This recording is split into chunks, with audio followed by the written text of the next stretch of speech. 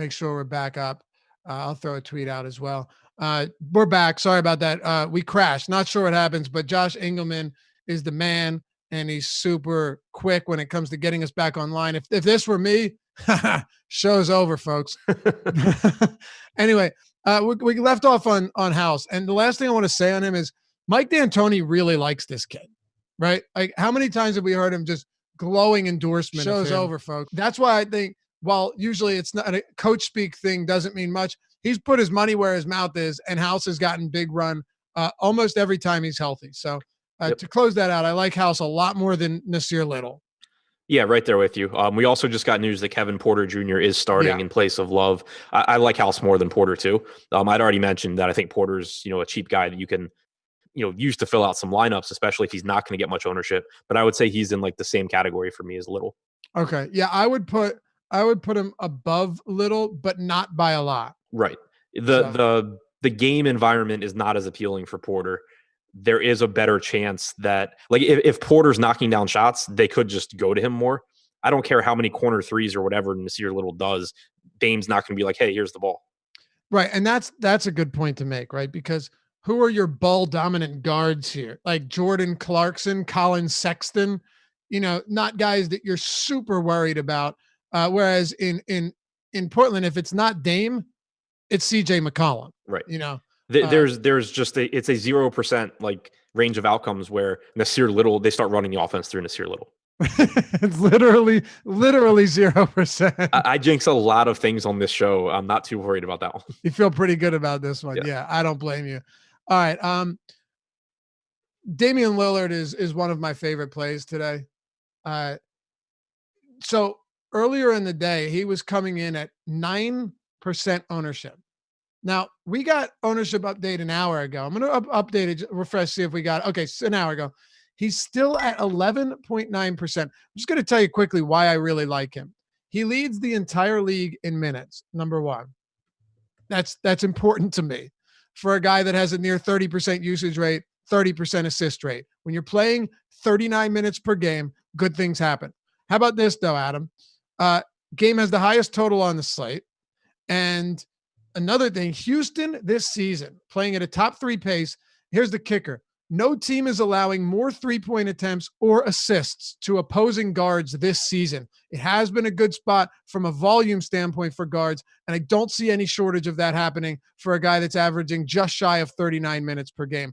Your floor is yours. Talk the expensive options in this game. Yeah, so the minutes are the big thing for me with Lillard, that and the pace-up spot, averaging over 38 minutes per game. And that includes, games where it's gone sideways and he hasn't gotten there, obviously. So that plus the pace-up spot. One stat that I found that was really interesting, and I mentioned in the deep dive article that the way I approach it is that when you talk about something this specific, it's not making me downgrade Lillard. It's just like if you're looking for a reason to be a little bit less interested, we know he's one of the highest frequency pick and roll guys in the league. Houston's actually been the third most efficient defensive team defending against pick and roll this year. So that would be, something if you're just looking for a stat to make you feel a little bit better about not liking Dame. But to me, the minutes and the pace and all that just still outweighs, one specific stat like that. Yep. Fair enough. And not just efficiency. They've done a good job of limiting pick and roll points as well. So it's a fair point.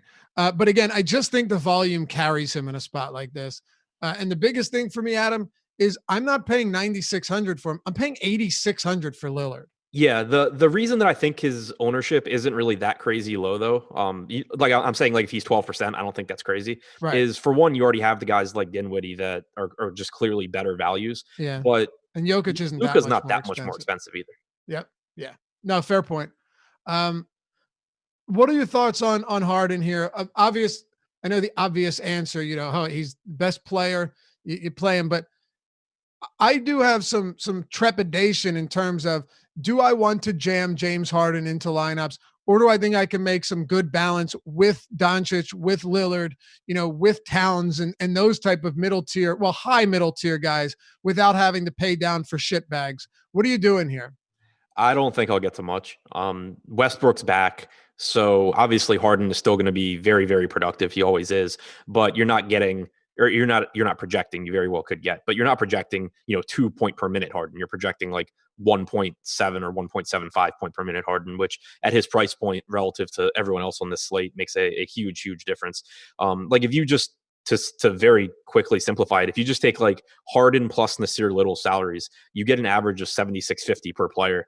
You more or less can go Dinwiddie plus Doncic for the same price, and I really don't think there's any question that you're getting a higher ceiling from doing that. So um, it's always appealing when Harden's low owned, but I think on this particular slate, he's low owned for a reason. Okay. You want to talk Westbrook or anything else here? Westbrook's fine. Obviously, 8,300, he gives you upside, but I think the rebounding issues are legitimate.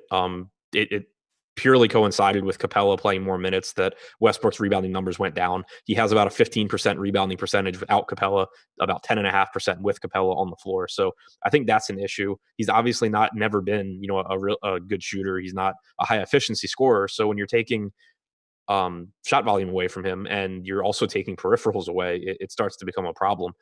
So it's not that he doesn't have a ceiling at that price, but it's, I think, just different. You can't just look and be like, oh, Westbrook's 8,300, lock him in, because it's just not the same producer that it has been in the past.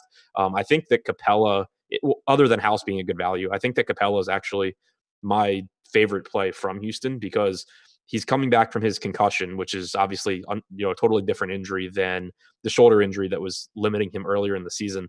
Prior to the concussion, he'd played at least 36 minutes in 3 straight games. He was on his way to a 4th when he got hurt. He's 4th in the NBA in rebound chances per game, despite averaging over 4 minutes fewer than all 3 guys ahead of him. And he's still, pretty affordable. So I think it'll be tough to get there as a core play, because you have Tristan Thompson, you have Miles Turner, et cetera. But as a tournament option that should come in at pretty low ownership, I think I like Capella more than anyone on Houston. Okay, and really quickly, because we got to start moving. Rudy Gobert, Hassan Whiteside for Portland. It is the second of a back-to-back, or I'm sorry, the first leg of a back-to-back, but the minutes have been significant for Whiteside. The only game where he played 21 minutes recently, he had 3 fouls within the first 6 minutes of the game. So quick take on Whiteside. We'll move on to the next one. Yeah, I really like Whiteside too. Pace up spot, he's $1,000 cheaper than Capella. I was going to say that I would put Whiteside as another guy who I like more than Capella when factoring in price. Okay, let's keep it moving.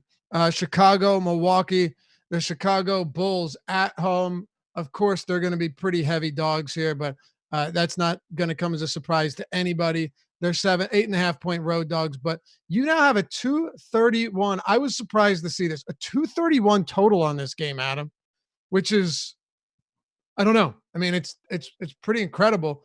Bucks have a 120 total in this game. A big favorites on the road. Similar to Harden, how much Giannis Antetokounmpo do you think you get to against Chicago? Probably not much. I think I'll get to more Giannis than Harden, because I just have him projected a little bit higher. But I just don't think I'm going to go that route roster construction wise all that often. Okay. You and I actually talked about this a lot the other day, and we ended up being spot on with it in terms of Eric Bledsoe. Now, every slate is different, and certain players based on their price are going to be a priority one night, and then the same price and a good matchup and not a priority the next night. But Eric Bledsoe is getting run now. Well, all of his minutes will come, of course, without Brogdon and without Chris Middleton. So what are the thoughts on a Eric Bledsoe at a low 7K price point, knowing that he is the type of guy that can produce in these scenarios? And how many minutes do you think he will see with Giannis off the floor? So I expect them to basically they didn't even really stagger them last game, which is annoying. And he also I was surprised by that. It was he a also blowout, didn't play. though. He didn't play alongside Hill at all last game either, which makes me nervous about his minutes. But I'm still going to project him for 30 to 32 minutes.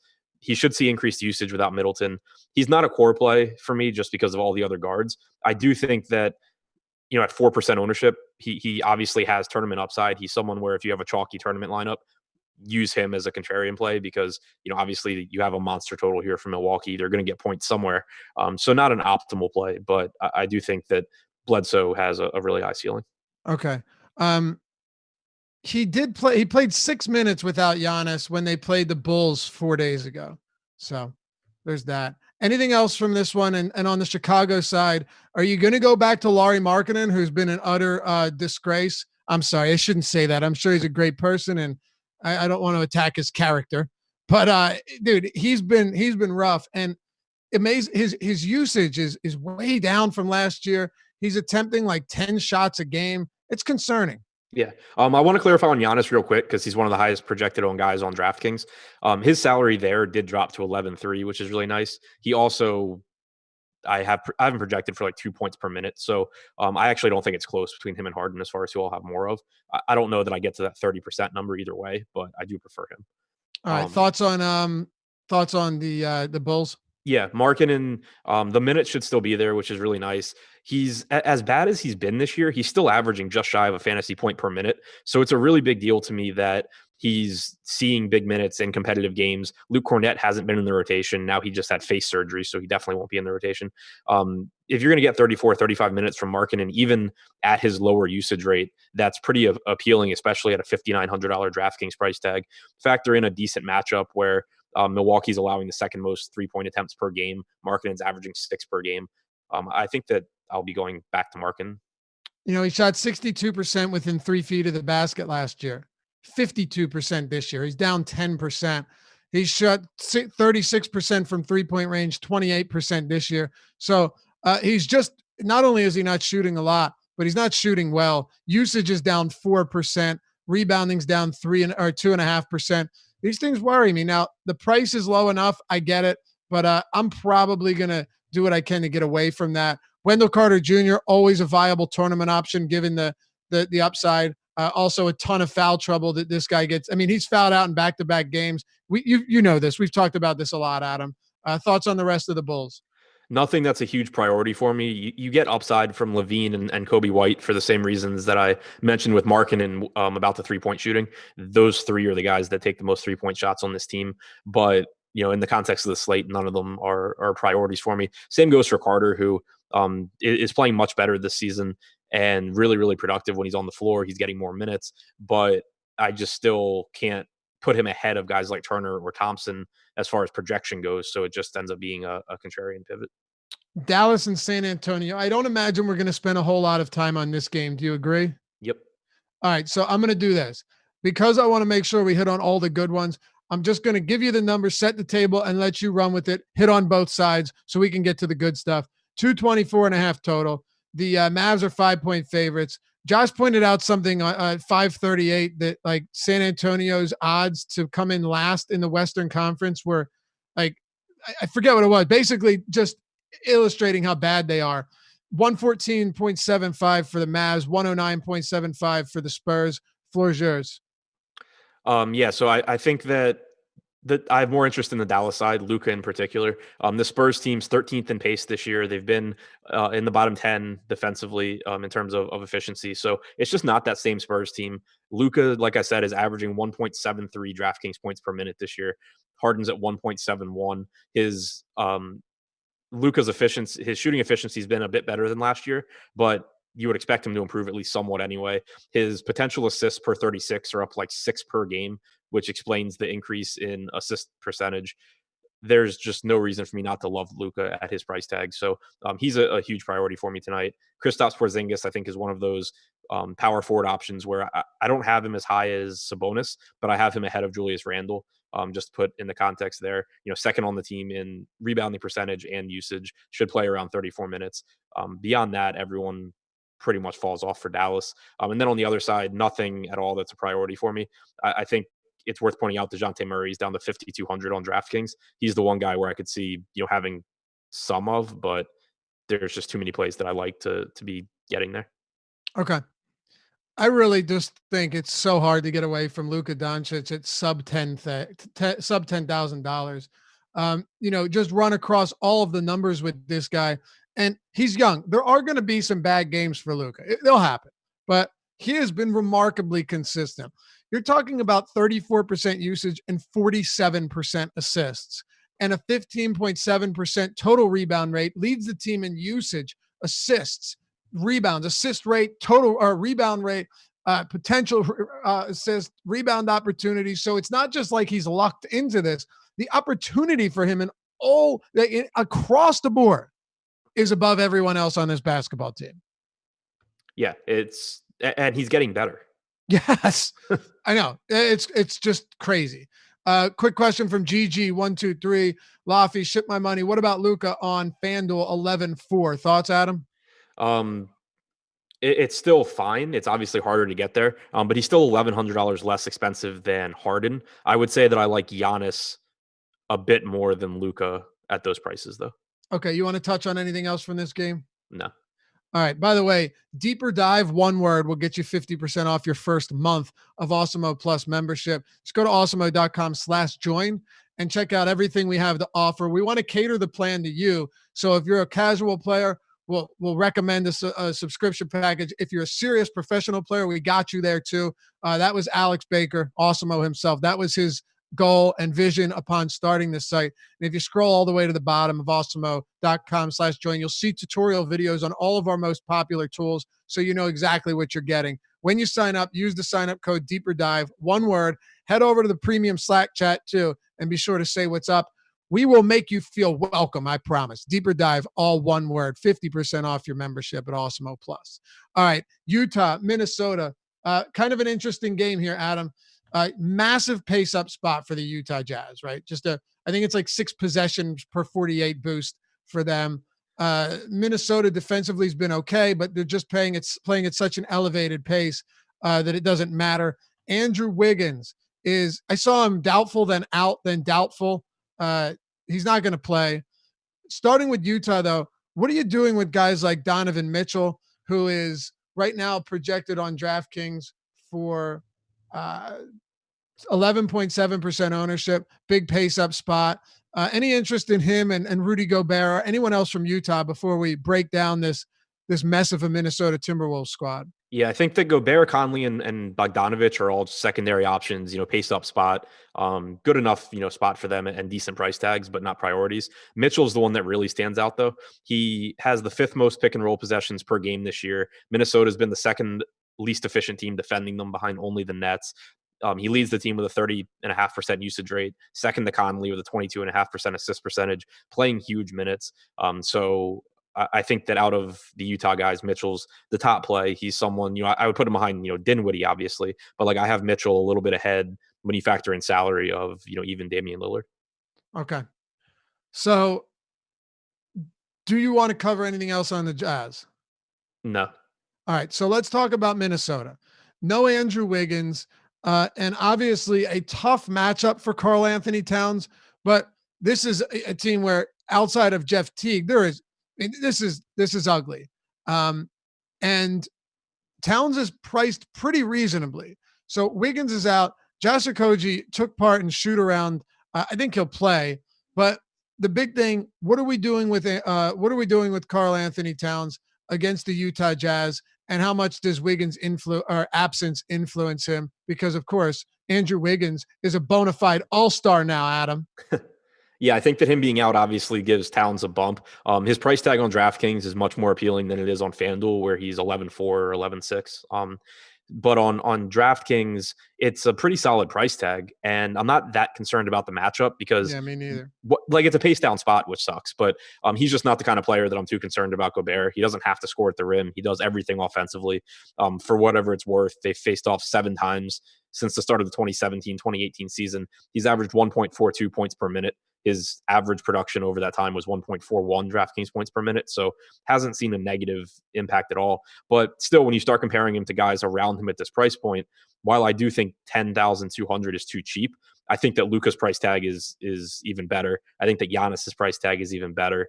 And there's a lot of good mid-range centers. So it's still tough to be getting to tons of Towns here. But okay, I like him more than anyone else on Minnesota because obviously he's Towns. And particularly on DraftKings? Yeah. FanDuel, it's even tougher because you only get one center, right, and because he's, really, really expensive. All right. Jeff Teague, guys like Jarrett Culver. Do you have any other interest? Because of course it is a big pace down matchup and a tough spot. So unless these price tags are golden, I have a tough time falling in love with anyone here. Yeah, so do I. Like Teague's salary is fine. I would say I like Teague more than DeJounte Murray just because of the minutes at similar prices, but I like Dinwiddie just so much more than Teague that it's not like he's a big priority for me. He's the only other guy besides Towns, though, that I'm really interested in at all from Minnesota. Prices have come up enough on these secondary guys like, Culver and with Okoji are probably back. And, pace down spot against a good defense.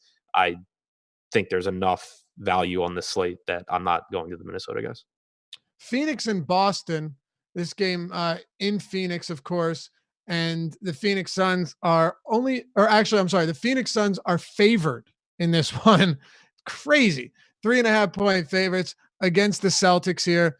Boston playing their second of a back-to-back on the road. What are you doing with this one? Does anything jump off the page at you from either side? No, I was going to say, can my answer be nothing? Because I mean, seriously, there's not a lot here. Right. Like Jason Tatum can very easily have a monster game. He's going to get a bunch of shots, but there's a ton of power forwards that project a little bit better than him for me. On the other side, like $5,100 Aaron Baines on DraftKings is appealing, but I would rather have Thompson. I would rather have Turner. So I'd rather have Whiteside. There's no priorities for me in this game. I would say that Baines, Tatum, Rubio are like my favorite secondary options. All right. We got one more game to go here. If you guys enjoy the show, hit us with that thumbs up. We appreciate you coming in and watching this every single day, making us part of your process. It's been a fun ride, and it definitely helps us out quite a bit. So we appreciate you guys always tuning in. Hit that thumbs up, subscribe, and hit that notification bell as well, so you always know when new content's dropping next. Of course, we were at 1,500 likes to unlock the deeper dive, but with that mishap, I don't think we're getting there. Who knows? Maybe you guys can pull it off, but we got a long way to go. I will count the likes from the other stream. All right, Clippers and OKC. Let's close it out here and turn it over to our friends at the Live Before Lock crew. They're going to be taking you up till 7 p.m. Eastern time. You've got Josh Engelman, Chris Baggs. So go ahead and break this one down for me. I'm going to let you have the floor since we don't have a whole lot of time. 222 over under. The Clippers are 9-point favorites at home. So I think that obviously this has some of the biggest news of the night because Beverly and Kawhi are both questionable. If they're both in, it makes me not really all that interested in the Clippers because we still haven't seen, how that's going to work out, how the rotations are going to look. I obviously assume that George takes usage away from Kawhi. I assume that Kawhi takes usage away from George. Lou Williams probably is negatively impacted, as would be Harrell. But if Kawhi is out, I'm still really interested in George. We've seen 24 and 20 minutes, but the 24-minute game, he was in huge foul trouble. The 20-minute game was a 40-point win over the Hawks.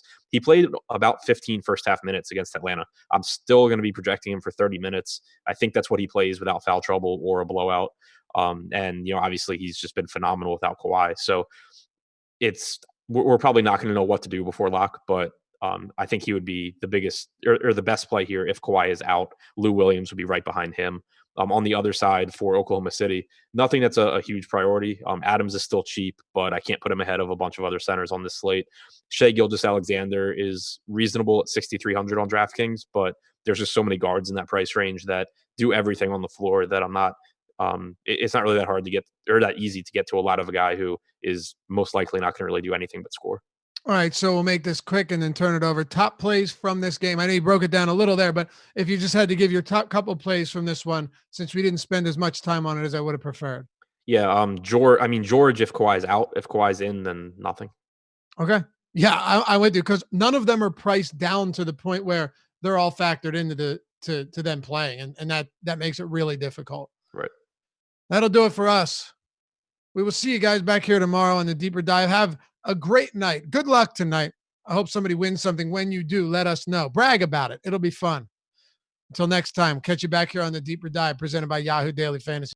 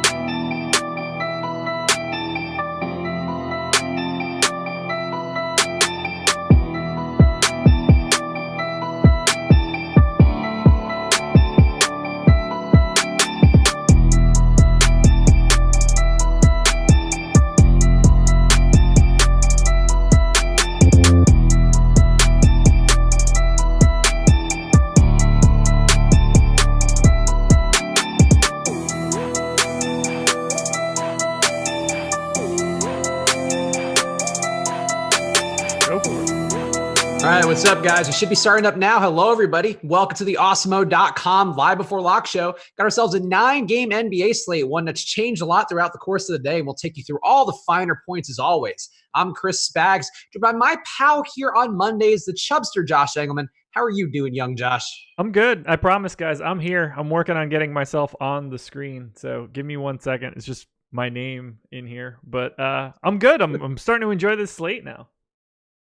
It is a fun-looking slate here, and of course, it only gets more fun if you are playing over at Super Draft. And Super Draft, not only the presenting sponsor of my short-form video here on the YouTube channel, The Four Corners, but also is the future of daily fantasy sports, and it has arrived for you now. Experience Super Draft's exclusive game mode multiplier, where you could say goodbye to salary restrictions and say hello to lineup freedom. Use your fantasy sports knowledge to draft any player you want and build your very own dream team. There are countless lineup possibilities that let you experience daily fantasy sports the way that you want. Super Draft, of course, offers contests for the NFL, MLB, NBA, NHL, and PGA, so you can enjoy the best of DFS all year round. Go right now to sign up for Super Draft today using the promo code AWESEMO to claim a free $20 in Super Cash with your first deposit of $100 or more. Download Super Draft in the App Store or play right now at superdraft.io. And Super Draft, there are no limits, and there's going to be more winning. So I should have probably just given the actual branding thing they had there, but thanks, Super Draft.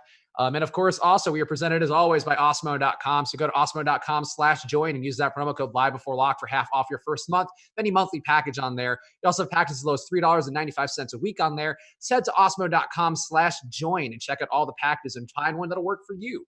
All right, Josh. Oh boy. Oh man, I'm tired. Let's get to it. We got some high ownership going to one guy on DK in particular. We should talk about first because he's actually going to be on both sites. Tristan Thompson. He's the guy who is going to getting a lot of benefit there. No Kevin Love, no Larry Nance in the mix. Going to see some more rebounding upside. He becomes over a 20% rebounder without those guys on the floor. Where are you shaking out with Tristan? Because to me on DK, he looks like pretty close to a lock play. Yeah, he was the second most owned guy that I got on my first preliminary crunch for DraftKings. On FanDuel, I'm also still getting to him, just not as crazy, but I understand why the chalk is there. Don't be afraid if you're playing in large field stuff to get some Ante Zizic. He's going to be tied. Adam touched on it on the show. They're going to be tied directly to each other. Every minute that Tristan Thompson doesn't play is the minutes that Ante Zizic is playing. So if you really need like a really crazy pivot in like $150,000 entry or 150,000 entrant contest, that's fine. But those guys are going to play 48 minutes, and I assume that Tristan Thompson plays 33 of them, something like that. Yeah. It didn't see a huge minute workload yesterday. It was under 30 minutes too. So I think he's about as fresh as he's going to be. I'm sure there are some New York-based Instagram models he would love to impress to get revenge on his ongoing quest to win back Khloe Kardashian too. So if we want to use some narratives, we got a Kardashian narrative and a rebound narrative there. But Tristan Thompson, to me, looks like one of the stronger players on a value perspective. Going to have a lot of more rebounding opportunity because of there not being Kevin Love out there in particular. But as you mentioned, the Zizic thing, really not a guy I'm considering much of, and hard to see him getting a big run after just playing his first game of the year yesterday. Right. Let's talk about FanDuel, because on FanDuel, there is also one chalk player who, honestly, this might be the chalkiest we've seen all year on FanDuel. I'm not sure, but Aaron Holiday has not seen a price up for whatever reason, or actually I think has seen a price drop there on FanDuel. He's going to be much less chalky on DK, but I actually like him quite a bit at his DK price. Shot 18 times last game without having Brogdon in there. Granted, that was against Milwaukee. He's playing at a really high pace, but I think it's a nice spot here going against Brooklyn, who also plays with some pace. Where are you shaking out with chalk Aaron Holiday, going to be over 80% owned on FanDuel? Yeah, so earlier in the day, I assumed that I would get like 100% of him. There just wasn't any value. Now in my last crunch, I'm in the 60s, so I'm actually under the field on Aaron Holiday. I like him. There's just enough out there now that you don't have to go as crazy on FanDuel. Yeah, I mean, so like I think on FanDuel, he does seem like a play who is worth coming close to the field on, just because he's playing over 30 minutes a game. He's clearly the better of the two Holidays, also the younger of the Holidays that are on the Pacers. But I think to me, he also has taken some production away from Brogdon since he moved to that starting line for Jeremy Lamb. You saw Brogdon's numbers come down a pretty appreciable amount. Some less minutes too when Holiday's been playing well. He doesn't have the assist upside, but I think he's been involved enough anyway. And now he's going to be able to pretty much do what he wants against the Brooklyn team who no Kyrie out there. I think is going to be not that Kyrie's some defensive stalwart, but still an even more easy matchup for, going for him and Aaron Holiday in particular. So yeah, I'm there. And on FanDuel, I would just find it hard to get away from a pretty decent volume. Yeah. Yeah. I mean, he's still going to be my Hold on. Let me just make sure I'm right. Yeah, he's still like my most owned point guard by a mile. It just so happens that it's not 82% like the public. Yeah. And it's a different value equation on DK too, but his ownership on DK has come up a decent amount throughout the course of the day. Now it's under 20%. So he'll be less popular there, certainly a fractional amount of popularity because of the price difference, but really have no issue with him on either side. I think he's a pretty strong play everywhere. Yeah. One other guy too, who is a big site difference. So you may not be getting as much of him on FanDuel, but maybe you will because he's been one of the best per minute players in the league. Luka Doncic is going to be 30% owned on DK. And again, you get all these ownership projections with you if you get to osmo.com/join right now and use that promo code live before lock. Doncic being under 10K doesn't make sense to me. He's been over 56 fantasy points his last 5 games. Going against the San Antonio team whose defense kind of sucks and actually playing with a decent amount of pace. So I'm really above the field on Doncic. I don't get the price for him at all on DK. FanDuel, the price is more logical. So where are you shaking out with him on there? Yeah, so we basically just started talking about my 3 most exposed guys in some form or fashion. Got a ton of Luka, particularly on DraftKings, although I'm also over the field on FanDuel. But on DK, he's my 3rd most owned guy right now. He's Luka Doncic, and he's way too cheap. At least on DraftKings. On FanDuel, he's priced like he should be. Yeah, on FanDuel, he seems like, and I still wouldn't mind getting some of them there because he's still a great player who's been pretty much the guys on the deeper dive just mentioned it, that they are about, he's about even on a per minute basis to James Harden. And James Harden, we all know we treat him with, a certain degree of esteem, and we are not there with Luka Doncic for whatever reason, even though he's been rebounding better, assisting comparably, not shooting. I think Harden shot 45 times over the weekend, not quite shooting that much, hard to get there, but still overall, he's basically been Harden without the lust that the public gives. He's 300th of a FanDuel point per minute behind him. That's insane. I mean, given the fact that he's just not shooting as much as Harden, and the fact that Harden's getting there with points every single day, like Luka's bludgeoning them with every other category. Yeah. Oh yeah. I mean, he's averaging 30, 10, and 10 or whatever. Yeah, I love Luka on the slate, and I think he's a really strong play. Though, because of how balanced the slate is, I did have a couple lineups that I also really love without Luka, which is tough. Like one of my preferred lineups I have on the day, I had a bunch of guys in that 5 to 6K range on DraftKings without Luka because I do think these guys have some upside. And that, I think there are ways to get around not having Luka tonight or not having Giannis, so we'll talk about in a second. But Luka at that price just seems too cheap for a guy who has that. He's shown 70, 80 fantasy point upsides in multiple games. He's just dirty. He's really, really, really good. It's hard to even want to say anything else. The fact that he's 9,800 is insane.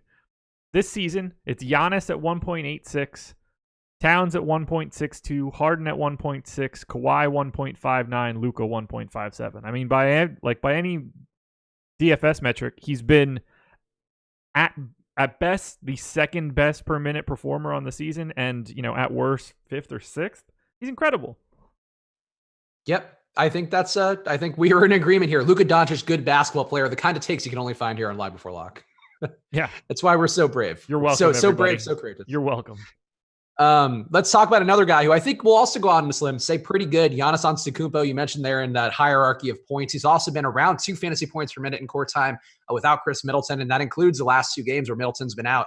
Giannis hovering around that 2 fantasy points per minute over it, and I think in one of the games a little bit under it in the other, but still right there. Playing Chicago today. He's going to be owned pretty well. His top 3 ownership on both sites, on DraftKings and FanDuel, and actually also on Yahoo too. So he's on all the sites in that top 3 ownership. Where are you going with Giannis tonight? Because I like him quite a bit. I do have some Giannis and Luka lineups that you can get there today. But if I have to choose one of the guys, I'm probably going down to Luka just because there is a little bit of blowout risk with Giannis. I mean, it's not reflecting the team total, but there's always kind of that concern with Milwaukee in this kind of matchup. But also, Luka is just so much cheaper, and I think they have kind of a comparable upside. Yeah, so I've got a lot more Giannis on FanDuel than DraftKings. On FanDuel, you have to have 2 small forwards one way or the other, and now with all of the value that's opened up, it's pretty easy to get him there. So I've got a bundle of Giannis, roughly 40% on FanDuel as of now.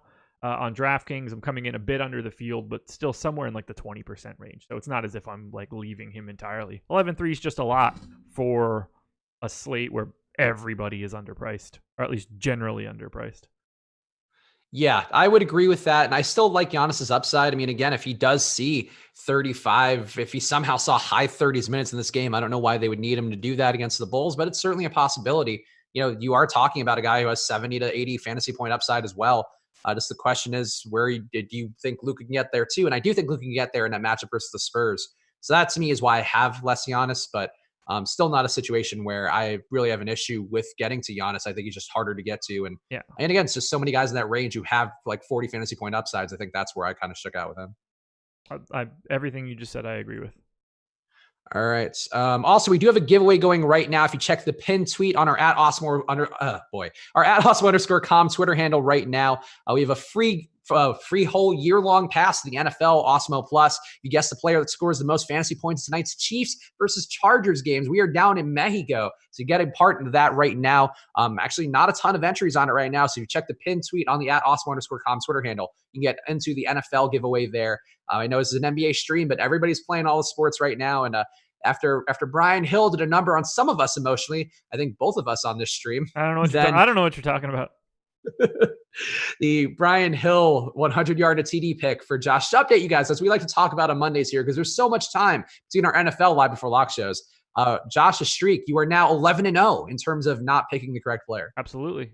I'm perfect, some might say. By the way, I want to hit on this quickly. I know we're talking a little bit of NFL, but we got a $5 super chat from Samuel Snyder asking who the best power forward under 5K is on FanDuel. As of right now, the guy that I have the most of is Maxey. Oh, okay. Let me just take a quick look and see if there's anybody who jumps out.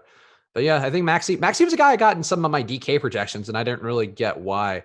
I don't, wait, power forward, he said? Not just forward? Power forward. Oh. Yeah, that would be Maxey. I don't hate Tice either. I mean, Tice not assured the run of minutes he's had recently, given that Cantor is pretty much taking the exact load of minutes behind him.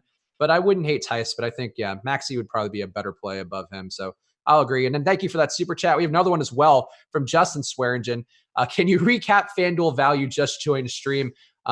Sure, Justin's a regular here. He does regular support of us super chat. So real fast here, talked about Aaron Holiday up top, but besides Aaron Holiday, which are the guys who are getting most as value on FanDuel? Dinwiddie, it's not like he's like a full pay down, but he's clearly the best value on the entire slate. Justin Holiday, Miles Turner, I think is valuable. I like Maxey at power forward. Norm Powell for 4,600 is in play. Kobe White for 5,400. Not that that's like some sort of wild value, but that's about it. Okay. Yeah, that's fair. Let's talk through some of the other value on DK then too. And I guess some of these guys might be value on FanDuel, though not quite to the same degree. So Danwell House, the guy I was getting more of earlier today. I'm getting less of as the day goes on. I'm not totally sure why. The price is appealing to me. The fact that he was pretty much a steady guy above 26 fantasy points per game when he was starting before that back injury. He looked pretty good. And I think his price being down now, he was over 5K just about like 2 weeks ago. Now he's 3,700 on DK. The value proposition, not quite there as much on FanDuel. But where would you shake out with Danwell House on DK? Also, somebody in YouTube pointed out I'm saying shake out a lot. I guess I always do, but I'm really noticing it today too. So thanks for pointing that out. I will try to verbal crutch that one away. I just finished my DraftKings crunch, so let me refresh this here. Also, what are you calling him? No, Danwell House, but I keep asking you how players are shaken out for you, and I don't know why. Is there a W sound that you're making in that first name? Danwell House. Yeah, no. What is his name, Josh? Daniel House. No, Danwell House. There is no W sound. No, it's the UE is a W. No, it's not. Yeah, I'm pretty sure it is. I'm looking at it. Let's hear Danwell and how he has to say it. Daniel House is the best. Yeah. Is as close as we're gonna get here. I pasted it into Slack. Anyway, for his exposure, I have as of right now on DraftKings 25%. So I'm essentially equal to the field. I think Danny House is looking fine. He's a play who I think I like a little bit less than that. We know Chetty Osman. I kind of had the hunch that he was going to be starting at the 4. We now know for sure that it'll be Kevin Porter starting at the 3. Osman gets bumped up. So Osman I would prefer as a value play. Some people saying Danwell. I feel like I've heard it said during games when he was definitely when he was on the Rockets, and I'm pretty sure when he was on the Suns. I've heard it pronounced Danwell, but it might be just a slight inflection thing. Danuel. Whatever. Danwell House. You're not changing me. Anyway, Danwell House compared to cheesy Osman. Which of those two would you prefer? Because I'm starting to prefer Osman, but I think the price on House hard to ignore, just given how expensive he was a couple weeks ago. I have more House than Jetty Osman. By how much? Marginal. Okay. Like 3 lineups across 150. You don't say Emmanuel Sanders. No, you don't, but it's also a different name. Whatever. I will defend this one to the death, and I do not have the time or emotional energy to research it right now, but I'll get back to you all on this. Me and Danwell both will team up. I already did the research. It's in Slack. I proved you wrong already. No, I don't know what your Slack research is. I don't have time to evaluate I got the pronunciation from Basketball Reference. But that's not 100%. They call one of the nicknames for Marc Gasol, and there was the Big Burrito, which is not right, which is clearly his name. It's not clearly his name. He would be the large tapas plate, if anything. We're going by ethnic-based nicknames, but also no. I don't trust Basketball Reference because those are all crowdsourced. That's like Urban Dictionary. That's like you went to Urban Dictionary and you're like, oh, I don't know. It says this. Like that's not fair. Unfair. I mean, Urban Dictionary is 100% right for whatever you're trying to look up, and you know it. You've never gone to Urban Dictionary and been like, huh? That's that? You know what you're getting when you research that. No, but there's also what happens on Urban Dictionary is you'll find the first result is usually correct because that's the one that gets upvoted. And then there's like 12 others that are like, oh yeah, I can't even be saying the things that would come to mind right now talking about Urban Dictionary. But like there's always something where it's like, oh, this is like what this guy's friend thinks it is, basically. And they both think that because they're both idiots. So I'm gonna err on that side. Danwell, ride or die. Yeah. I'm who's shaking my head at you. I know you can't see me right now.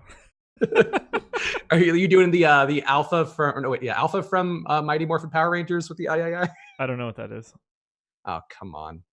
God. It's one of those days, one of those Mondays, guys. Hit the like button, please, because a little love helps me out when Josh doesn't know Power Rangers references. The robot with the head, Alpha 6 or whatever. I didn't watch the show. Oh, you're a son of a bitch. Spencer Dinwiddie, also a play who everybody loves today. I feel like he's been talked about on all of our streams. Logically, it makes sense. He already had a high usage rate with Kyrie in there. Now he's going to be having the same high usage rate, getting more of the time. He also was limited by foul trouble last game where he saw just 30 minutes. You would think he could get into the mid 30 minutes here as long as he doesn't just have foul trouble again or just get blown out by Indiana. Where are you shaking out with Dinwiddie? Because he is rising in terms of being a chalk play on both sides. Now the number 2 owned guy on FanDuel, over half the field going to be on Dinwiddie on FanDuel. Oh, I have more than that. I have 83% on DraftKings right now. We'll find out where we end up on FanDuel. Hopefully 83% or more. In a perfect world, I would get him in every single lineup. He is very clearly the best play of the day. Yeah, I agree with you. I mean, the price really works, and he had a really solid game in that first game without Kyrie, at least over the weekend. I think that's the first game on the year where Kyrie has missed the entire one. Indiana, not a great matchup, but I still don't think that matters. Are you getting any Joe Harris too? Because he does have pretty decent assist upside, did show it in that game.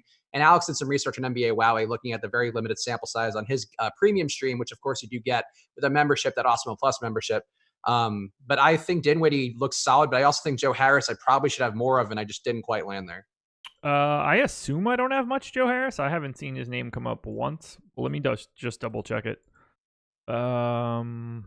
Yeah, I didn't have much on my last FanDuel crunch, and on DraftKings, I don't have him at all.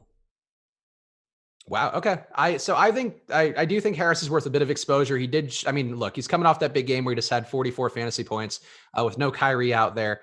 I think that was a better spot as well. So that's certainly something to consider. But I forget what it was. I feel like he had, I don't want to misquote Alex, but I'm pretty sure his assist rate jumps to high teens in court time without Kyrie out there. And I think he's a solid player. I think they just need scoring to come from somebody. It's either Harris, Prince, or Dinwiddie for the most part. I would see it, but anybody else in the Nets you think might be worth playing? We talked about Dinwiddie. We're pretty much both there heavily. Anybody else you're getting any good amounts of from Brooklyn? Let me see here. I have a much easier way to do this. God, I'm stupid. Refresh. There we go. No, not really. So basically, an infinite amount of Dinwiddie. I'm basically neutral to the field on Dinwiddie on FanDuel, which I kind of want to try to get more. At least I need to look at it at least. Everybody else is under 10%. Also, Danuel, or his friends call him Danwell House. He will officially start Monday, as of announced 5 minutes ago. So okay. So now we'll be able to hear his name during the broadcast. And actually, no, I probably won't be watching that game. But let's talk about some of the premium Slack questions. Of course, we do try to hit on the super chat questions. We always try to hit on the premium Slack questions as well that come with being a premium member at Awesemo.com. Mark in the premium Slack asking Mitch Robinson and Tristan Thompson, same lineup in DK, or is it not viable? I specifically have that lineup in a couple today. I don't think it's going to hurt that much. I don't really care about playing opposing centers. Where would you shake out with Mitchell Robinson, who also has some other problems with just not starting and Taj Gibson being in there? I have Mitchell Robinson in 2 lineups, so I can't really advocate for it all that much. He's a great per minute performer. I just think that there are like, I don't know, 50 better plays. I have a little bit of Mitch just because I think the price point makes him appealing. I think it's tough to bank on his minutes, but I think him and Tristan Thompson saves you some money at center if you want to get those 2 centers in there. So I do think that Mitch is worth some exposure, and I have him with Thompson, so I really don't have a problem with it. But I agree, like I don't know. I'm not as big on Miles Turner as I think some people are, because I think I just don't know that I fully buy into him. I know he's seen big minutes loads. I have enough Turner where I wanted to get some Mitch in there just because I don't fully believe in Turner.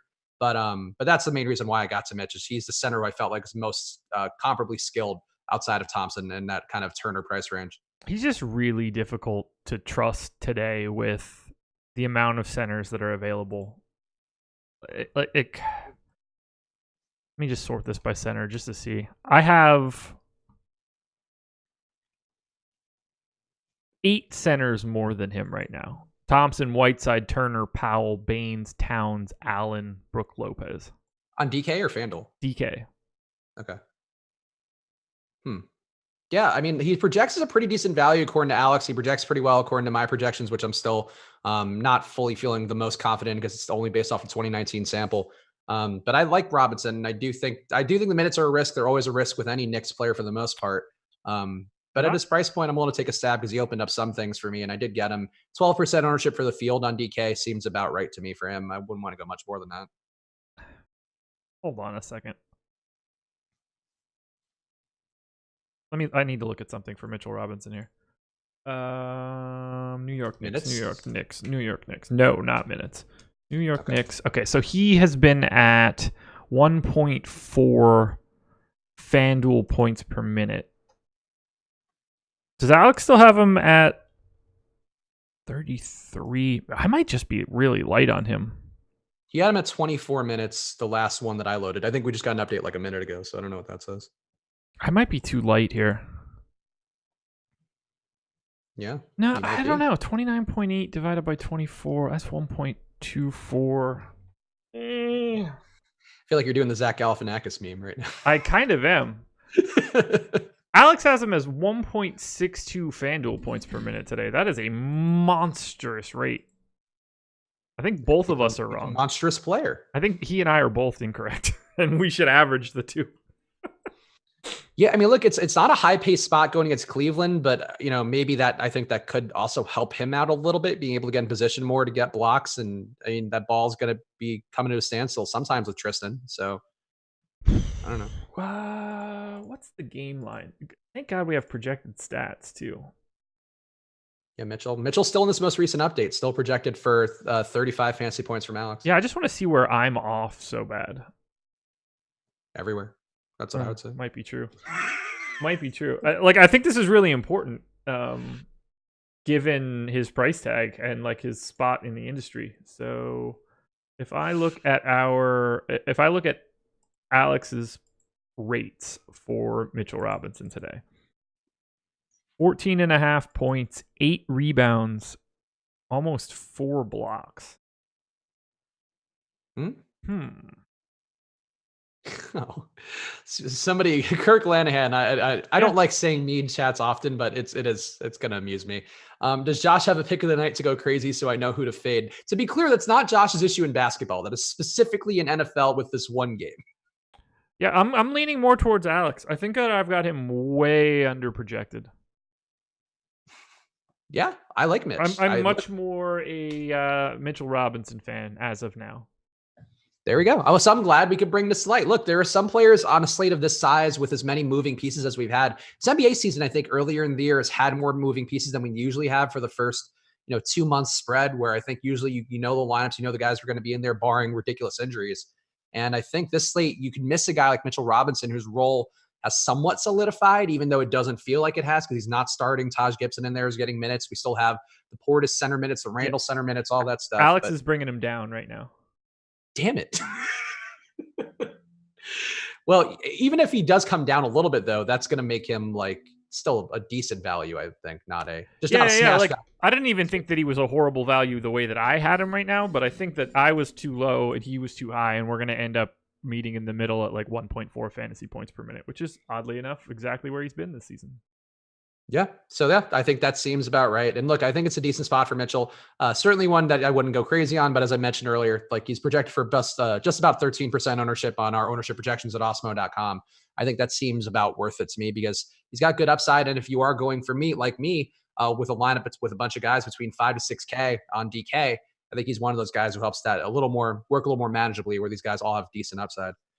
Let's see. Let me make sure that ownership hasn't updated within the last bit. All right, so we're still in the most recent run of ownership. Talk about some of these other guys here. Domantas Sabonis, going to be picking up some decent ownership on both sides, it looks like. A little bit less so on FanDuel, but still in the mix. Definitely going to be higher owned on DK. So I have a hard time projecting him because I don't really know how Turner's going to affect him fully. I know he projects well according to Alex's projections. He projects pretty well for mine too, but I'm just a little bit reticent to load up on him, at least as much as the field's going to be over 20%. Where are you shaking out with Sabonis in this spot here, going against the Nets with Turner back in there? I have a ton on DraftKings at 7,300. On FanDuel, I don't have as much. It's like a 20% guy, but on DraftKings, that's just way too cheap of a price tag for him. Okay, he's one of my favorite plays of the day on DK. I agree with the price point being too cheap, but has he had the same ceiling with Turner in there? I just feel like he hasn't, based on like a quick run through everything and the look at the per minutes data. I'm not like, I don't mind his price. I certainly think he can have the upside, but if you're expecting Turner to have a decent day, I don't know. I don't know that I feel the most confident in Sabonis as like a very chalky play on DK, even with the price dropping. They just get their points in so many different ways. Like Miles Turner isn't really taking all that much away from Sabonis. He's not much of a rebound guy. Sabonis, a much better passer, so he's picking up more from an offense perspective. And this is a massive pace up spot for Indiana. So I think that's a piece that's pretty vital. Yeah, all right, that's fair. I mean, it was a pace up against Milwaukee, and he had 34.5 fantasy points. So that was a blowout, though. So I think he lost maybe 4 minutes in that one. And he only shot 3 for 13. So yeah, maybe my instinct on this one is a little bit wrong, but I just didn't love his price point. And power forward on DK is where some of the value ends up going for me. So I ended up with less Sabonis than the field, not by a lot, but enough where I felt like, all right, this is a bit of a stand. So I don't know. I'm not crazy about him, but I get the price point being down and the points you're making. Let's see. Anybody else on FanDuel is particularly chalky that you feel like we need to hit on? Siakam, more chalky there. Justin Holiday, pretty comparably chalky. Siakam, is he a guy that you're landing on? Because he's been playing well for the most part and getting a lot of shots. He had a terrible game last time out, but he shot like 6 for 24. So that'll happen when you shoot 6 for 24. Going against Charlotte at home, are you landing on any Siakam? Yeah, mostly just neutral to the field. I thought that I would get to a little bit more, but that ownership is mostly going to Giannis. Siakam is a small forward on FanDuel right now. Oh, okay. Yeah, that makes sense. So there's that. Yeah. So he's a pivot to Giannis then there. Yes. In some respects. Yeah. In a way, yeah.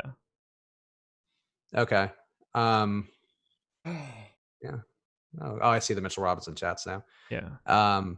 Yeah, a lot of interesting talk going on in the premium Slack right now, which goes on down to the last minute there, including with Alex right now in the premium Slack talking. So if you do want a reason for that Osmo Plus membership, besides just the people talking intelligently about basketball throughout the course of the day and how they're building lineups, that is another reason why, where we actually have Alex in there answering questions right now, even though I'm sure he's painstakingly crafting several thousand lineups costing more money than our salaries. Yes, he is. Got a super chat coming in right now from Tav Bariga. Thank you, Tav. Hopefully I'm pronouncing your name right. Asking questions about Shake Layman. I'll assume that's a nickname for Jake. Also, Shake Gilgeous-Alexander and Pascal Shakiakum.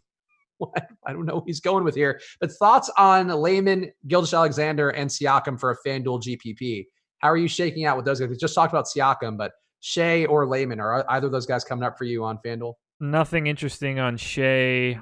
I'm getting to Layman, and he's unowned, so I kind of like that play. And then we already touched on Siakam. Okay, so yeah, there we go. Oh, I see you're going with the shaking it out thing. I got it. Look, guys, if you're giving me money to be mean, I think that's much better than the usual equivalent. Like if you're gonna bust our balls or troll us and you're giving us $5, I think that's a fair trade-off. If everybody gave me $5 on the internet when they sent me like a mean tweet or something, I think that would be like a net positive, I would think. I might be more like you and just troll people more actively. Oh my God, I would have so much more money. Yeah, that should be the new rule on the internet. If you're gonna say something mean, you just give the person $1 and that evens out. I would like I'll mark it down. I think it's almost Black Friday. You get deals on being mean to me. You're on getting the a sale? Yeah. Everything about my dignity must go. We're down to $1 super chats if you want to say something mean to me. There you go. Let's see. Looking at the ownership on some of these other guys, Russell Westbrook still underpriced, going for Houston on DK in particular. But we're gonna have Clint Capella back in that lineup. Tyson Chandler also ruled out for rest while we started the show. So adjust your Tyson Chandler lineups accordingly. But Capella is still taking a lot of rebounds off the table for Westbrook. Westbrook in a pacey game, the price is reasonable, and he shot like 5 for 20, 5 for 21 in his last couple of games. So I have a little bit of Westbrook, but I think I'm still under the field on him. Where are you going with Westbrook today, given that he's still pretty low price for what he can do, but he doesn't seem like he's doing what he can do very often? Yeah, I thought I would get a lot more.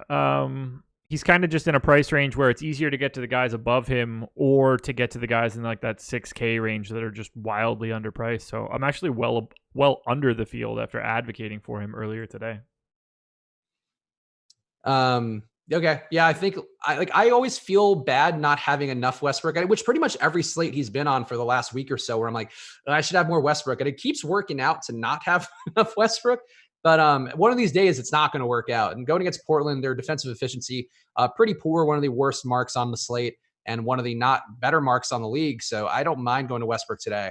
It's just there's so many other spots here. And I don't know.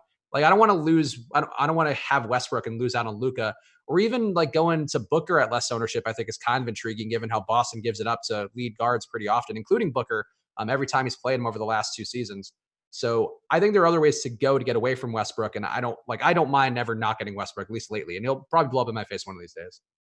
Oh, he's going to go crazy soon enough. Look, he's been way better than people seem to think he is. You just have to stop anchoring him to the stats that he had in Oklahoma City. He's not going to be that player, but he's also not priced like him either. Yep, I think that makes sense. Anybody else you're getting a good amount of in your crunches who the people might not be on a lot of? Like, I like Donovan Mitchell. I actually liked him the other day too, where he ended up going off. He always pops up for me because Utah generally playing at a higher pace against teams and also playing against teams who have been really poor defensively lately. So I like Mitchell again. Where are you shaking out on? Damn it! Where are you going with Mitchell and anybody else who you feel like you're getting more of than the field's getting? Not Mitchell. Let's see. You hate Mitchell for a guy who once vigorously defended Mitchell relative to other players. I feel like you never get Mitchell. I did. Yeah, you were like, when I said, "Oh, he's like D'Angelo Russell," you're like, "No, Mitchell's so great. I love him. I just want to kiss him on his beautiful lips." Yeah, I mean, he's a lot better than D'Angelo Russell, but that's neither here nor there. I'm half the field on Mitchell right now. So who am I getting to? That would be, I mean, Kawhi. We haven't touched on him at all. If he plays, I'm interested in him on FanDuel as a power forward at 10-6. Obviously, that's a pretty scary proposition. I like Damian Lillard a ton today. I don't understand why he's going so unowned. I'm over the field on both sites. He's not all that expensive and has a date with Russell Westbrook in Houston. And it's not like Harden, if like they're going to swap and Harden's going to be this lethal defender. So I think Dame's in a really nice spot today. Yeah, I would agree. He's had a couple down games. McCollum exploded in that last one versus San Antonio. But it's weird because like Lillard was one of those guys earlier in the day. I really thought like, oh, I'll have a good amount of him because his price is down and whatever. But like, it's weird. Do you think this is one of those things, especially I think on DraftKings in particular, where it is priced down deliberately because of people having their football money and them just wanting to make an easier game for people on a Monday? Everybody's priced down every single day on DraftKings, so I don't know.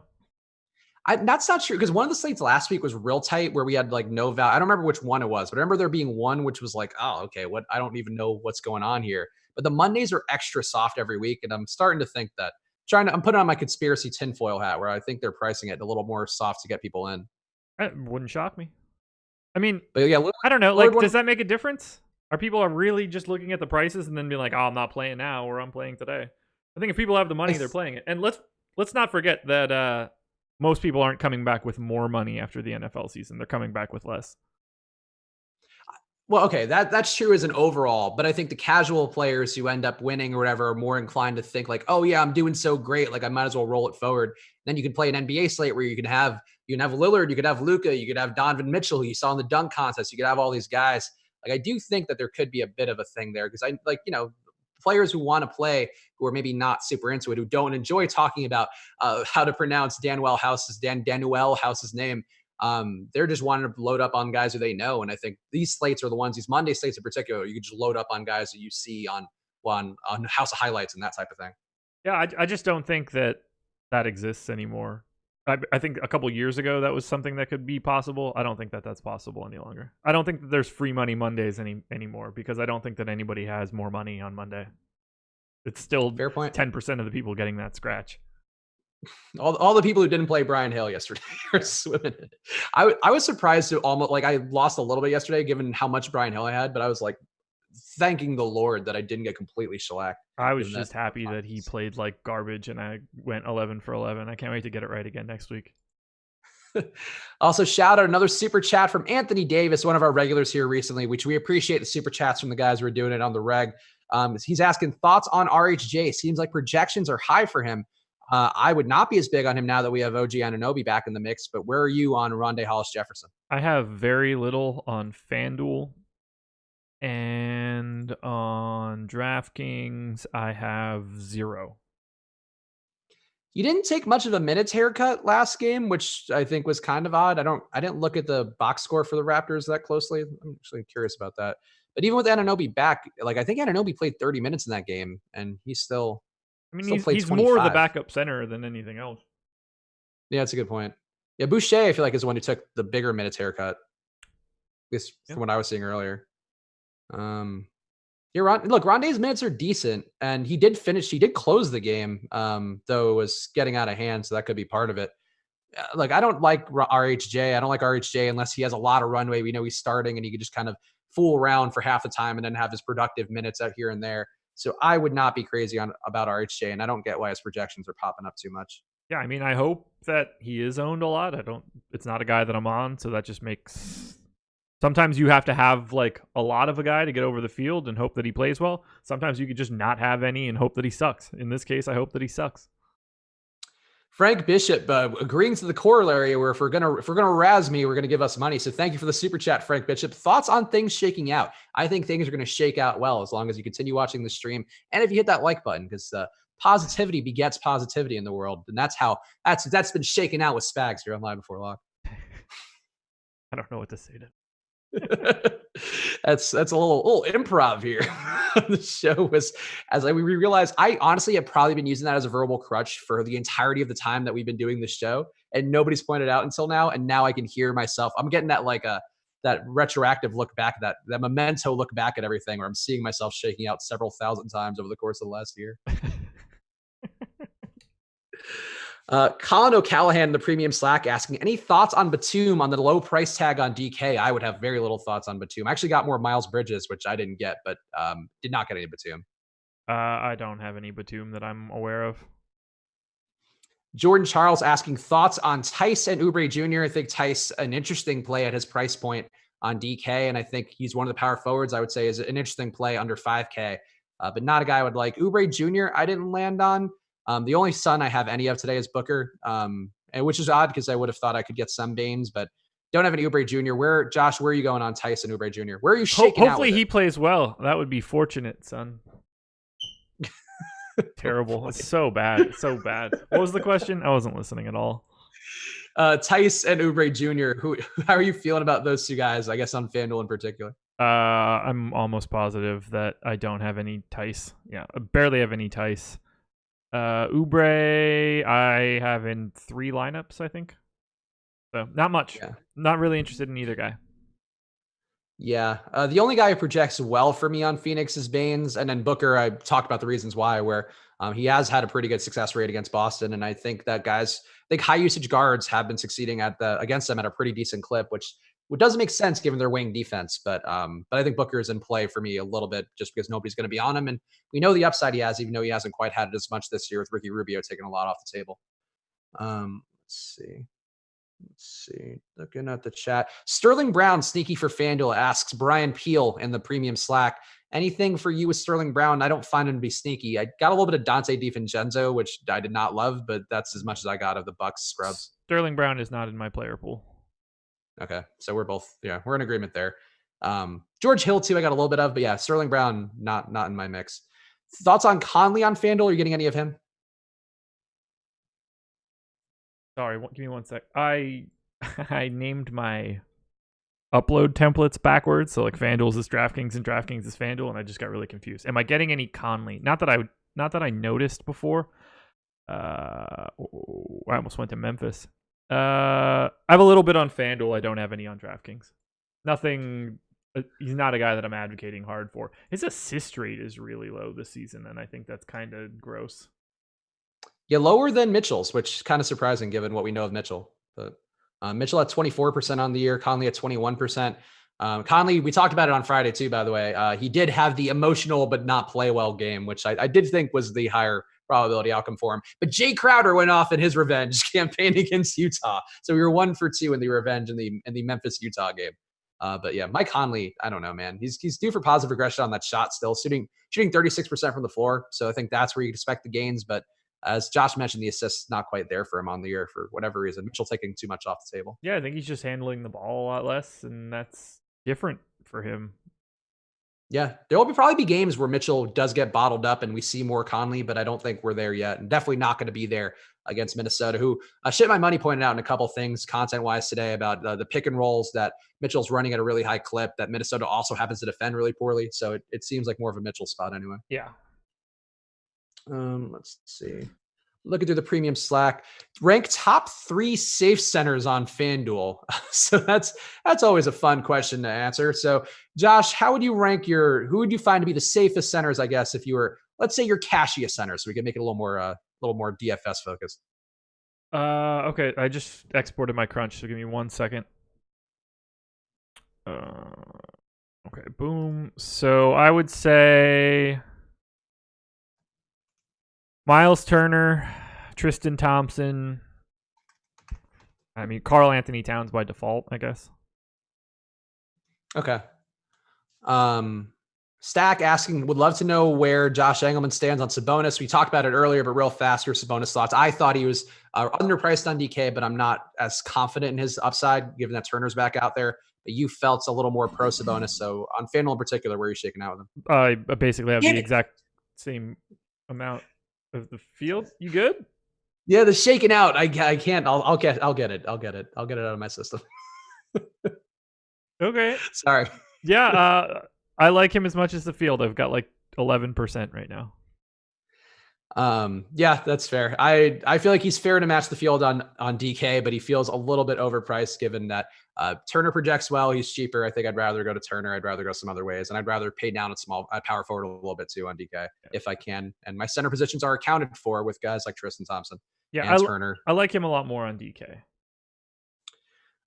Would you say it's safe to play both Van Vliet and Spicy P, Pascal Siakam? Jordan Charles asking. Yeah, I see no reason not to. I would agree. I see no reason not to. Not play I'm making a ton of today because those guys are priced pretty appropriately, but I don't mind either of them, and I have a couple of them individually. But there's no reason to not play them together. Yeah, like they both get assists and stuff, and they both do that, but it's not like one guy's taking a big chunk away. They're just if they're both playing well, this means Toronto's playing well collectively. Yeah, they don't take anything away from each other. Let's see. Thoughts on Prince on DK? Colin is asking in the premium Slack. I really don't think Prince is the most appealing play to me. He did have foul trouble in that last game too. Could get more minutes today, but I don't love the matchup versus Indiana for him. I'm not crazy about Prince. Where are you shaking out with Taurean Prince on DK? That's a good question. I don't remember seeing his name anywhere. I have 4 lineups with him. 4 out of 150. Okay. So not a ton. Yeah, I don't know. I'd rather get a little more money and go to TJ Warren. I'd rather go I'd rather pay down for House or Osman. I think there are other ways I'd rather go there. Nothing really wrong with him fundamentally, but not a great matchup. And I think there are other ways to play that. Scoops Coat asking, is it okay to play Dinwiddie and Temple in the same FanDuel lineup? I would say there's no issue with that at all. I don't want to play Temple, but I don't have an issue with it. I mean, the issue is playing Temple. Yeah, that fundamentally could be a bit of an issue. I don't have him in a single lineup. Anthony Davis, Uno Mas, thank you again for the super chat, Anthony Davis, asking if we have any Maxi Kleber love. You talked about it a little bit, but I think a little bit of love on FanDuel, maybe not as much on DK. Same amount of love on both sites. I just think it's worth a shot given the price tag and given that game. Who would be your ideal small forward duo on FanDuel? This guy currently has Siakam and Holiday. Ideal small forward duo on FanDuel. Holiday Giannis. Okay. How much Holiday Siakam is the alternative answer there, and then Giannis Siakam would be third. So you're playing a lot of Justin Holiday today. Yes. Okay. How much is a lot? 57%. Oh, okay. You know they don't drop scores now, right? Yeah, that's fine. Okay. Just want to be clear. Yeah, Justin Holiday ended up on less of. He had 10% usage last game. I don't know. I mean, that certainly can take an uptick, and he had mid-30s minutes. So, all right, there are valid reasons that you can go to him. I just, I mean, I have shit. I have 32% on DraftKings as well. He's 3,800 on FanDuel. Tommy G asking, do you think Bridges is a good play? He had 25 minutes 2 games ago and only 15 minutes last game. Is that a concern? I think the concern is Batum being back in the lineup. You'd probably see Bridges win some minutes away, but that's part of why I don't have a lot of Bridges, and I just wouldn't have Batum anyway. But do you find that to be a risk for Bridges that his minutes are down? I don't think I have any Bridges. Yeah. Yeah, I'm almost positive that I'm not playing any Bridges. Yeah, now I have a little bit on DraftKings. What's he owned on DraftKings? Do you have that in front of you right now? Bridges, I can pull it up in a sec. Bridges is at 14%.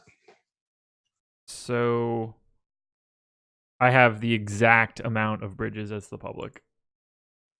Yeah, I have less than that. I just ended up with like literally 1 or 2 lineups with Bridges, and again, I just think there's risks to it, which I don't think you need to take because I'm fairly confident.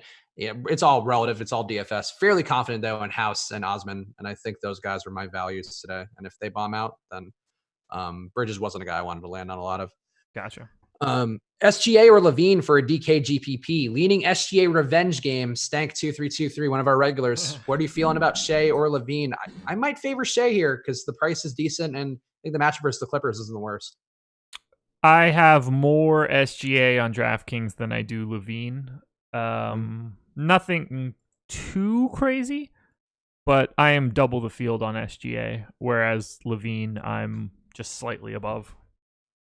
So. Yeah, I landed on a lot more Lowry than Levine today, which makes me uncomfortable because I do think Levine's a better player who has more usage, but Lowry's price is cheap and Levine's banged up and his price is up. I think that that would put me on SGA alone, but Kyle?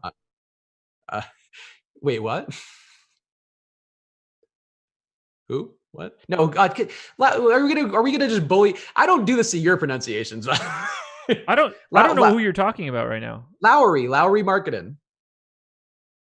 It's not Lori. Lori is my mom's name, which is spelled with an O. I'm not gonna go. It's Lowry. We're good. We're good. This one's on me, man. Okay. God damn it. Not this. Okay. Not to be fair, chat's getting you now too. I mean, guys, I am on. Have any of you ever watched Lost out there? That has been my schedule for the last 2 months. So I'm on peak delirium. Could not leave the house this weekend because of my allergic dog. So if you're wondering why my brain function is low on all my content today, that is why. You're actually right on this one. It's Lowry. I know. I often am. Yeah. All the people that are saying it's Lori are very wrong. Yeah, no. But again, I immediately when I hear that, I just think of Kyle Lowry. So I was just like, is he back? Do I have Toronto super wrong? Is that why we're getting that Van Vliet Siakam question? No. It's Lowry. It's Lowry. Whatever. It is what it is. He's the Finnish finisher. I'm just gonna call everybody by their nicknames. I wasn't ready for that one, man. Let's see. Joe Harrison, Donovan Mitchell, or Fred VanVleet and Torian Prince for FanDuel. What of those duos would you like more? Joe Harris and Fred VanVleet.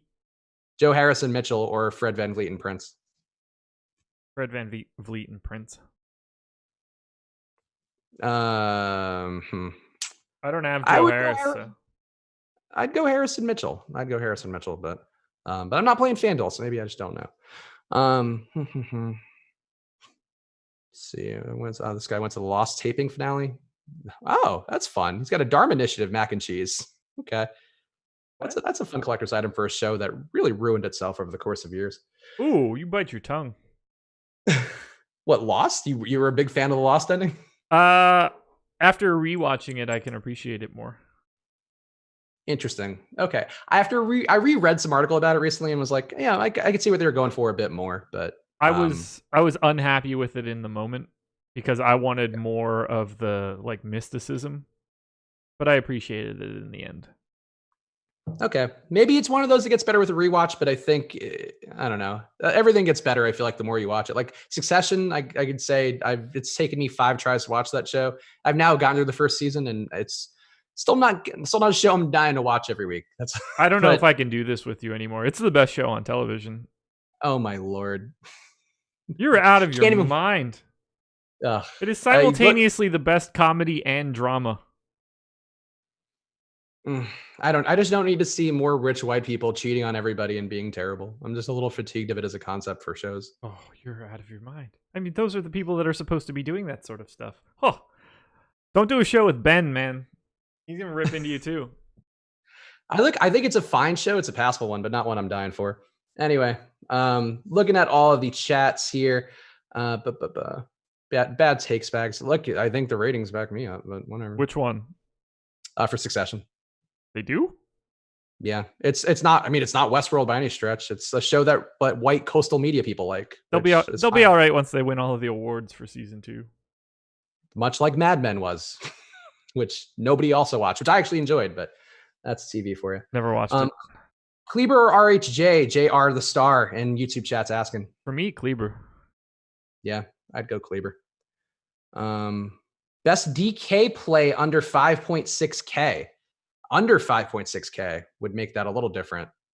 Who would you say that is? 5,600 would put me on Thompson if you're going to go on the nose.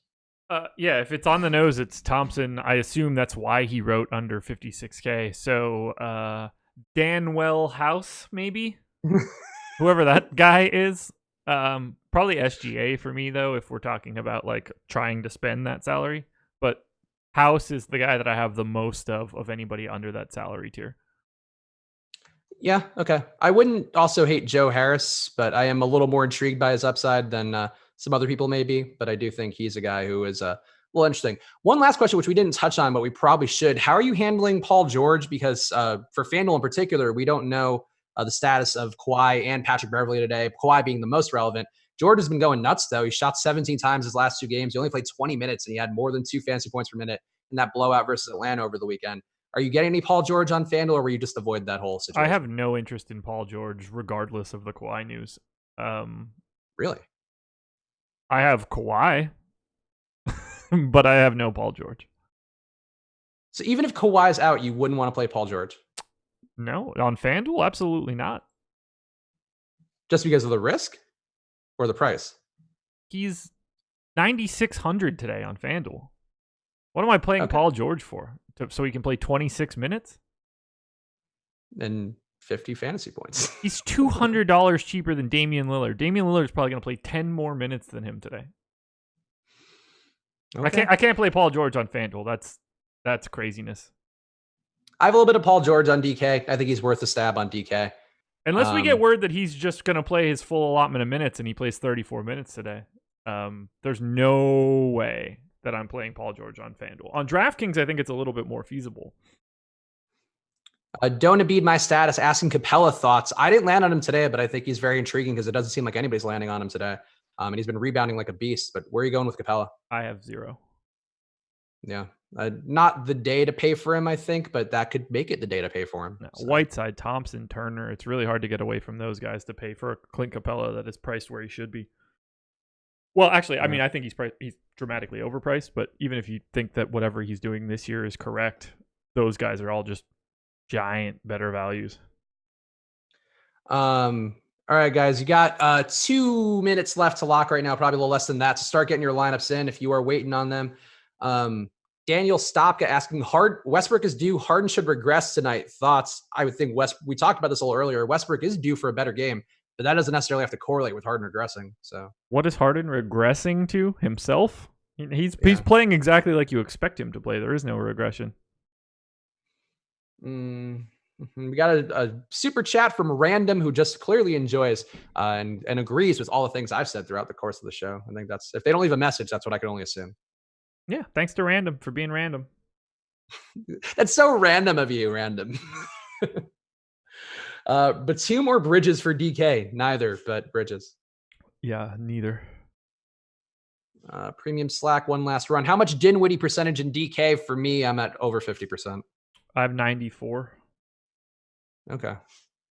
I mean, I don't know how much higher than 50 I am because I didn't do an exact numbers crunch before the show, but yeah, a lot of Dinwiddie, I think, would be the right answer on either side. Yeah, it's not close. He's the best play on the entire slate. Josh Allen or PJ Washington? Josh Allen. Always Josh Allen. Any Theo Pinson for you? No. Yeah, no Pinson for me either, even though I enjoy cheap garbage. I'm not playing Theo Pinson tonight. Seen him talked a lot today for some reason on the YouTube comments and the various streams.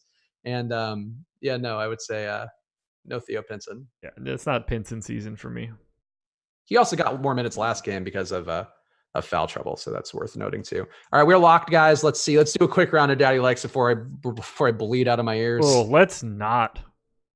Why not? Because there's one game, and it's that garbage Knicks Cavs game. I hope I have 0 to all of them, and I hope everybody has 100%.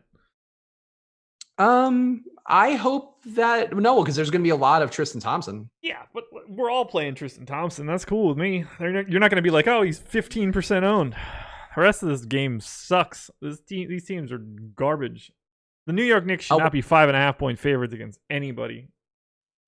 While this loads, Morgan Smith asking a fun general question, which we can talk about while the contest pulls up the ownership. What are your favorite NBA players to watch? It's got to be Luka. Luka's the first one. That's the easy one, I think. For Jokic, Luka. I like guys that run the old school Spurs type offense. So like Kevin Love in an offense that is good is really intriguing to me if he's like running stuff from the nail. I mean, I like Harden isn't aesthetically pleasing, but I find him incredible to watch because he's he does things that no one else in the world can do. That's one of my hot takey things. I really don't like when people go like, "Oh, I hate watching Harden. It's all ISO ball." It's like ISO ball, but the most like down to the minutia. Like if you could optimize for every possible thing you could optimize for, like that's what Harden has done with his ISO game, and I think it's intriguing to watch. The fact that a guy could shoot 50 times in a game and it feels like it's in the flow of the game, like he did this weekend, is crazy. I think that's he's one of the most unique players in the NBA, and I think that makes it fun to watch. But that's the stuff. I named 3 white people. What a horrible person I am. Yeah, you didn't put Lamar Jackson in that list, Jeff. Marcus Smart, as ridiculous as that sounds, I mean the dude is just full crazy for however many minutes he's on the floor. Jimmy Butler is not a guy that I enjoy watching play basketball. I mean, like, clearly Giannis, like, I'm not going to name... Giannis does things that you would never expect people to do. Yeah, heat check guys tend to be the most fun, I feel like it's weird. Like, Booker. Throw another white player who's really not in this list, but I think is intriguing or has been intriguing a couple times. Tyler Hero is kind of weird. Like Kobe White, too, I guess, if we want to go to the non-white tier, but like the guys just jack relentlessly, and if they're heating up and they're shooting well, like those are the guys I find the most fun overall. Where like I always enjoy those moments where you have League Pass or your Reddit streams and you just hop around and you see somebody's going off. I always enjoy that too. Lou Will. Oh, Lou Will's yeah, he fits that criteria too. Also, we got one more super chat from Random, who's so random once again. DK Cash, $4,800 player if I have House and Holiday. Who would you go for cash at $4,800? I'm refreshing the ownership to see if there's anybody who jumps out. 4,800. Oh, OG Anunoby is this owned? Probably Anunoby. You already have Holiday and House, correct? Yeah. Probably. I would go Osman. Probably OG. I don't know if Osman's cashy enough, but I would probably go Osman. But I think that's safe enough. But ownership wise, I think OG. I mean, I wouldn't want. I don't like anybody in that range, and I'd be trying to get to something else. All right, let's talk about this ownership here real fast. Tristan Thompson in the excellent 8s today. 56% projected ownership for Tristan. How would you feel about that? I'm still above it. What was the number? 56. I have 60, so seems about right. Yeah, probably time to start thinking about getting away from it more than I did, but I didn't. So it is what it is. You had him a little bit under projected on the site, which will happen. But Tristan, how could you argue with it? Kevin Porter, 22.5. I'm feeling like this is Al-Farouq Aminu all over again for me. The Fournier part of that equation did pay off. Not having enough Al-Farouq did not, but I'm way under on Porter. Did you get to anywhere close to this for Kevin Porter? I don't have him at all. Yeah, I don't see the per minute upside for Kevin Porter. And I don't know that people realize that he's not a power forward, that he's a wing. I don't need Porter on today's slate. He could go crazy. I have no idea. It's just I didn't see that happen. Ooh, Bob Sura, good shout. There you go. Chetty Osman at 14%. I'm above that, and I don't love that people are that on him, but I think that's pretty fair. Osman at 14.2. How does Uncle Chubbs feel about that? I'm fine with it. I mean, I've got almost twice the field. No, I have like 20%. Oh, Joel Embiid, by the way, I'd put on the list too. Even though he just gets gassed every 5 minutes. I think he's also a fun guy to watch every single time. I don't know why that just popped into my mind. RJ Barrett, 11%, 11.4%. I don't have much of him. I think I had him in a handful of lineups, if that. RJ, is he somebody you got any of? The same amount as the field. Julius Randle, 10. Anything with you there? I can't imagine. I have 18% on DraftKings. Mitch Robb, 8.5%. I didn't see what Alex updated him to, but I'm above that. I think Mitchell's intriguing at his price point. Yeah, I'd be okay being over that number. I have 4. Jordan Clarkson, similar ownership. I think he's also intriguing. Adam actually mentioned him on the deeper dive as a guy who could see more work today just because they need somebody who can score. I'm actually with the Jordan Clarkson ownership, so I would like that number.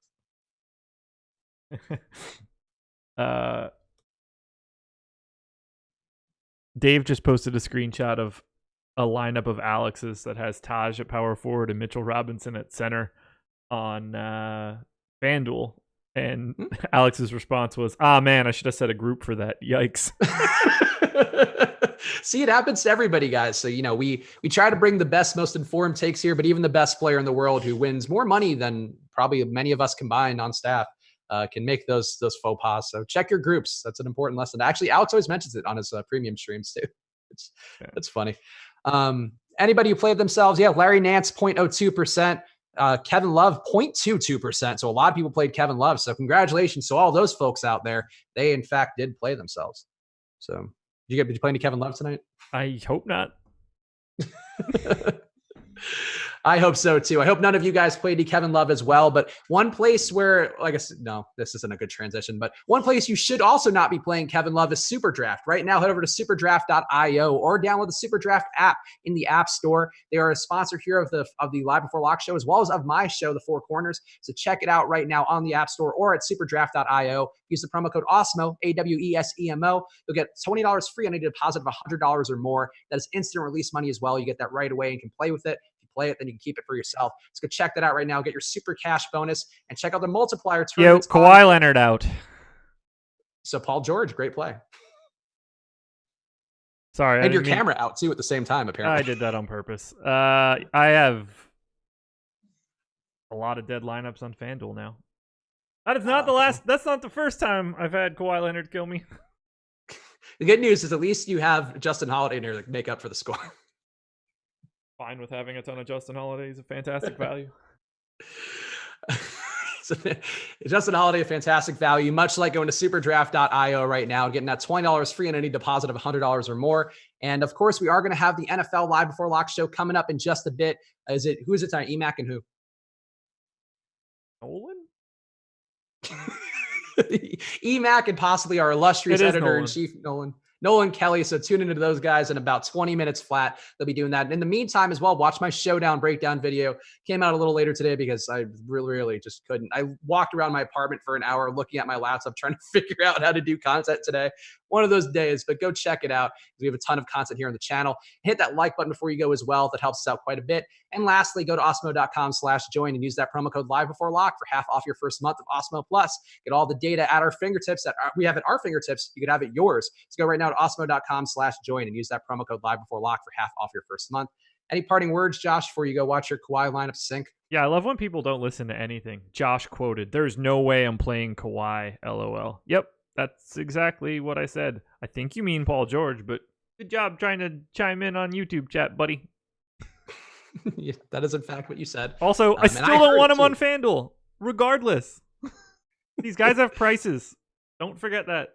On DraftKings, he looks good. Anything you do differently on DK, by the way, now that we know Kawhi's out? I would play some Paul George, and I wouldn't mind Lou Will and Harrell, obviously. Yeah, boost to Paul George, boost to Lou Will, boost to Montrezl Harrell. I mean, I don't think that Paul George is going to keep playing with a 42% usage rate. You might want to go ahead and add a little regression into that bad boy. But why not if Kawhi's been playing with 39? I don't expect Paul George to continue to play with a usage rate that he has never had in his entire life in any scenario.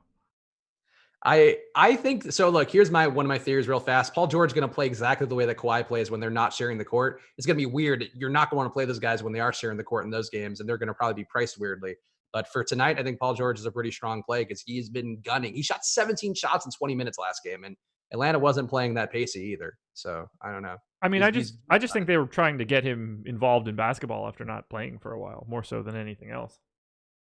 Yeah, I would expect him to be doing what Kawhi's doing because I feel like the usage those guys have, the way they're being deployed in the offense is really similar. But like both guys are going to come down overall in the season because they're going to be playing together at least half the time. We could assume. All right, guys, hit that like button before you go. Josh, any parting words for the folks before we call it quits here on this fine Monday? No, just call it quits. All right, guys. Thanks for watching. We appreciate the support. Hope you guys have great lineups shaking out for you tonight, and we'll see you again soon.